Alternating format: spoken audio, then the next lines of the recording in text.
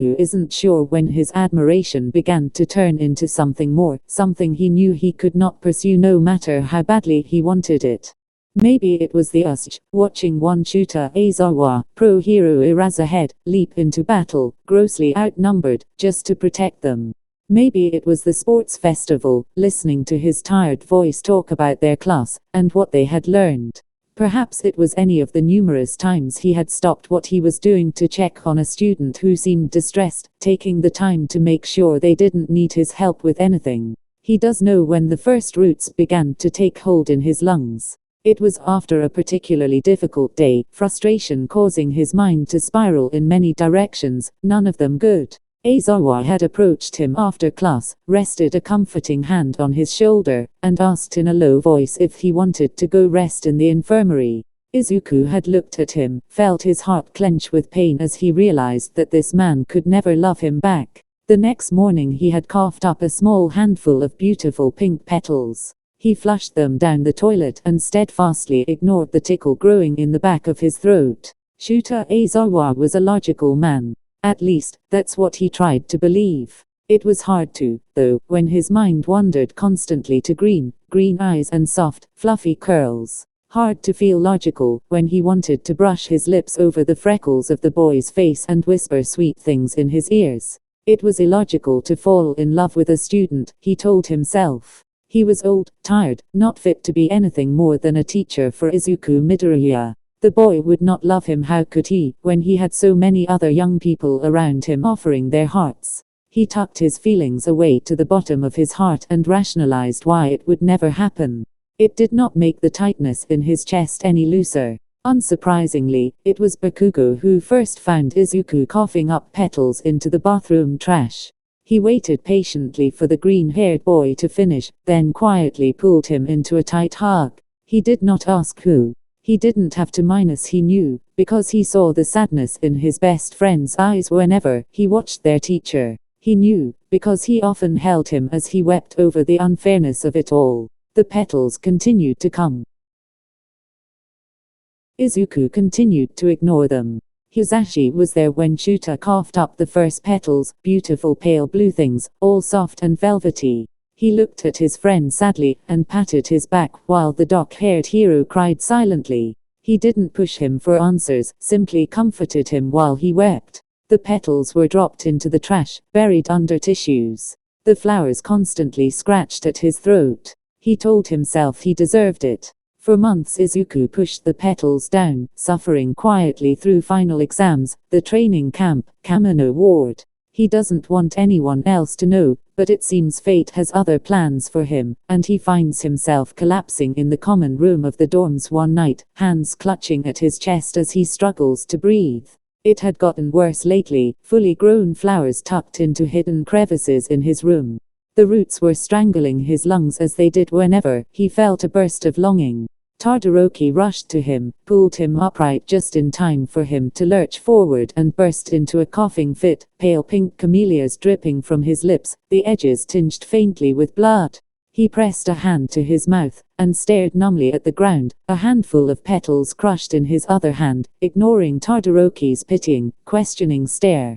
He hated it. Shota was in the staff lounge when it happened, bending over and wheezing painfully, flowers tumbling out with each cough. He recognized the fully formed blooms of agapanthus, delicate and small as he clenched them in his fists. Namuri was shocked, demanding to know who Shota was killing himself for. He waved her off. He would rather die than lose the love he felt for the green-haired boy. The flowers began to accumulate. Several of Izuku's classmates knew he was dying now. They'd all helped him in various stages, staring sadly at the beautiful flowers that he had begun pressing and framing. They asked him why he didn't get the surgery, but he shook his head. How could he explain that? He would rather die feeling such overwhelming love for someone, than forget he ever loved them at all. The absence of love would surely hit him harder than anything possibly could have, short of losing the man himself. No, he said. He wouldn't be getting the surgery. He would gladly die with pink flowers in his hands, roots strangling his lungs, and love filling his heart. He didn't think he'd ever forget the day it all came out. They had been training all morning, when Izuku abruptly collapsed, hands clawing at his throat. Shota didn't understand what was wrong at first until Bakugo had leapt forward and forced Izuku to stand. He got his answer in the form of pink camellias, perfectly formed and drenched in blood as they tumbled from Izuku's mouth. Longing for you, Shota realized. He knew what those flowers meant minus, he'd studied countless varieties, trying to understand what type he might throw up someday. Now here was his student, so far gone to the disease that he was vomiting bloody flowers, struggling to breathe.